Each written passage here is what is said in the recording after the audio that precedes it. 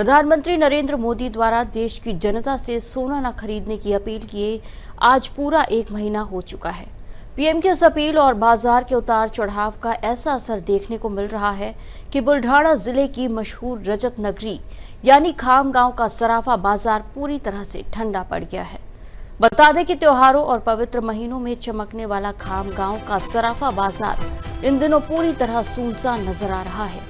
फिलहाल पवित्र अधिक मास चल रहा है, जिसमें सोने चांदी की खरीदारी को बेहद शुभ माना जाता है, लेकिन इस बार रजत नगरी के व्यापारी ग्राहकों की राह देख रहे हैं।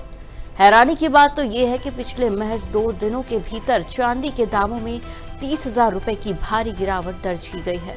रेट्स में आ रहे इस जबरदस्त उतार चढ़ाव की वजह से आम जनता ने फिलहाल सराफा बाजार से पूरी तरह दूरी बना ली है।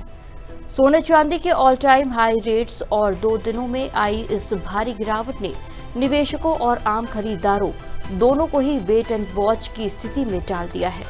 फिलहाल अब देखना ये होगा कि इस मंदी से उबरने के लिए बाजार को कितना वक्त लगता है।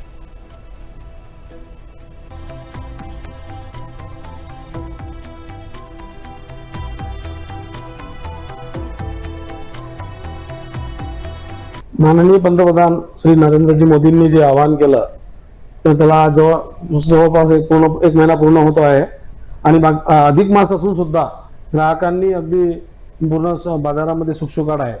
सोन्याची खरेदी तर जवळपास थांबलेलीच आहे पूर्णपणे आणि ग्राहकांनी सोन्याचे म्हणजे जसं आपण म्हणतो की दुधाची तहान ताकावर भागवण्यासारखा विषय जो आहे, तर त्यांनी सोन्याच्या ऐवजी चांदीचे जोडवे आणि बिछवेमध्ये एक शगुन ज्याला म्हणतो आपण, मानमोळा ज्याला म्हणतो, तेवढंच फक्त खरेदी करून आणि ग्राहकांनी अधिक मास एक आपला त्याचा साजरा केलेला असं आपण म्हणू शकतो।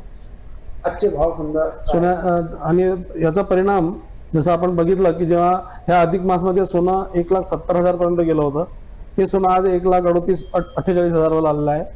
तर त्याचप्रमाणे चांदी 2,70,000 ते 3 लाख पर्यंत गेली होती।